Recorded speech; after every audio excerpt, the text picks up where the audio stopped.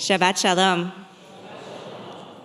The high holidays are upon us once again. Of course, I'm not referring to the late summer days of awe, but the Jewish and Israeli national holy days. This week, we commemorated Yom HaShoah v'Hagvura, the date that marks the genocide of 6 million of our people and the heroism of those who resisted in the face of terror. On Sunday evening, we will observe Yom HaZikaron L'Chalalei Marachot Yisrael U'Nifge'ei Pu'olot Ha'ivah, Memorial Day for the fallen soldiers of Israel and victims of terror. The significance of this day for communal mourning is lost on no one. Every military cemetery in Israel and far too many civilian cemeteries have fresh graves filled with the young people who were our future. And then, on Monday evening, we celebrate Yom Ha'Atzmaut, 76 years of Israel's independence. But how do we mark this day of celebration in 2025 when hostages remain in Gaza, soldiers are at war on one front and ready for battle on other fronts? Israelis are internally displaced, unable to return home, and the trauma of the massacre of October 7th is raw. And that's just in Israel. Here and worldwide, Jews face vicious anti-Semitism, the likes which we had thought were relegated to history. How do we then mark Israel's independence? The rituals of the holiday, fireworks, dancing, shows of military prowess, barbecues in the park, all seem to miss the mark. The question has become a topic of significant debate in Israel, and I'd like to give you a feel for the arguments. One perspective is that we cancel Independence Day, just for 1 year. Journalist Rotem Isaac equates the situation with being ill on your birthday. You wouldn't force down cake or a glass of champagne if you were sick. There's always next year. Next year, you will celebrate with twice the passion. So too here. Let's look ahead to next year, with the belief that Israel will be in a position to celebrate her independence with a full heart. Rabbi Mishael Tzion adamantly opposes this approach. He claims that this year, more than in previous years, it is a mitzvah, an obligation that we are commanded to fulfill, to acknowledge and mark Israel's independence. In a Jewish legal responsum, he describes a number of forms of celebration that are common on Yom Ha'Atzmaut and addresses which ones should be employed to mark the holiday. I'll read to you one of the celebrations he recommends. I find his reasoning, connecting himself back to his grandparents' lived experience, particularly poignant. On Yom Ha'Atzmaut, the Jewish people has added the Psalms of Hallel into the morning prayer service. Hallel is recited on those occasions from the Jewish past that merit our thanksgiving. It is not a recitation of praise for the present, but for the past. He says, I will recite Hallel this year for my grandmother Rachel, who sat by the radio listening to the United Nations vote when it was declared that a Hebrew state would be formed in the land of Israel.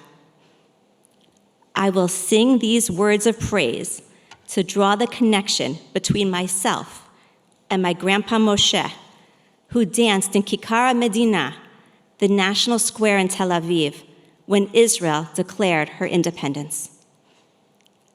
I will add my voice to this ancient poetry to feel the emotion that Papa Shlomo felt when he collected his first postage stamp from the sovereign state of Israel to add to his collection in his village in Holland.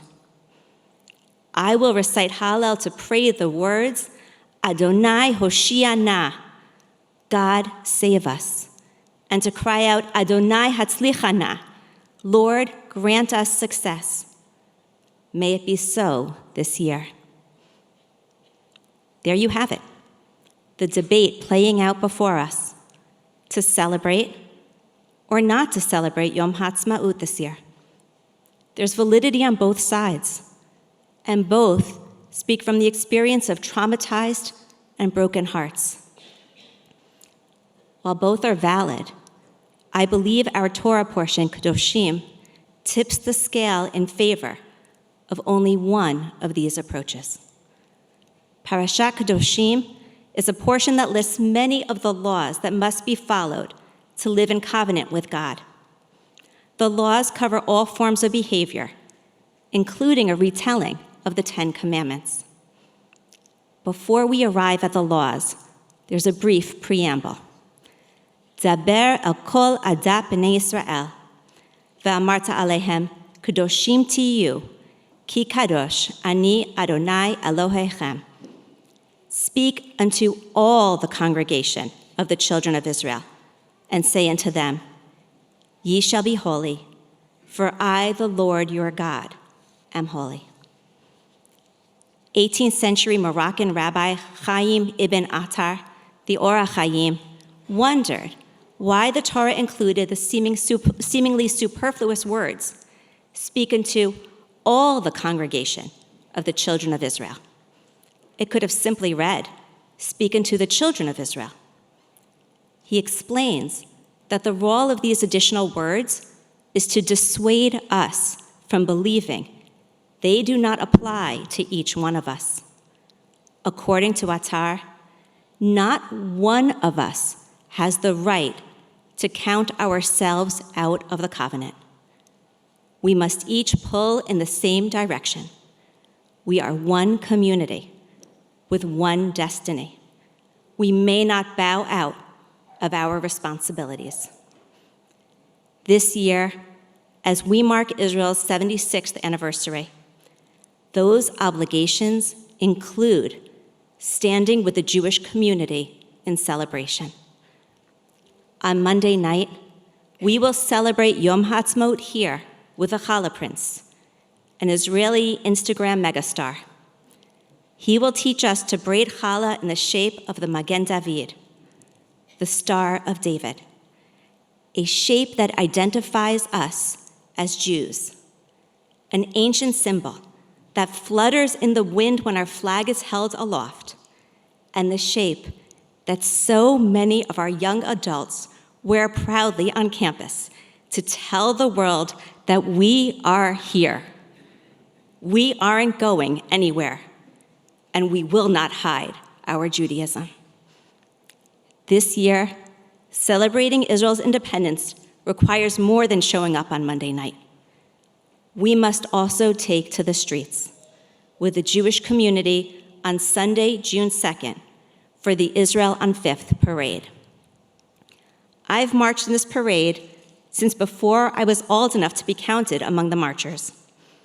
When my big brother and mom got on the bus into the city, my father drove us separately.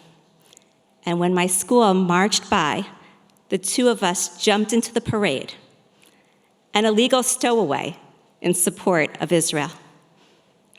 I'm old enough to have marched when Israel was led by left and right-leaning governments. Participation in this parade is not an indication of support or protest against a particular government or policy.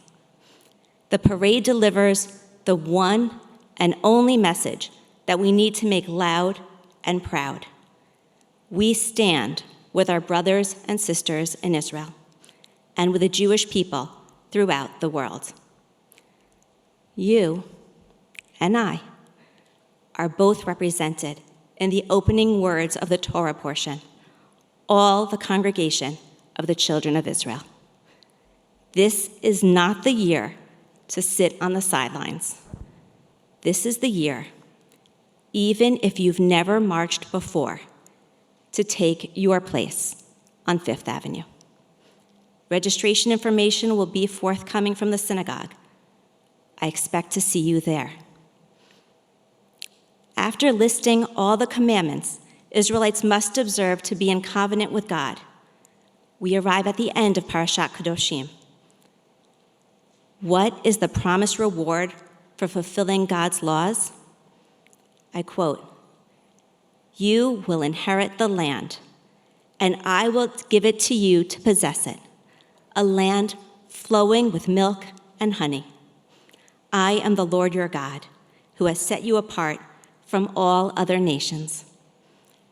Let this be the year that by joining together as one Jewish people, we too merit the reward of tranquility and peace in our indigenous homeland, Israel.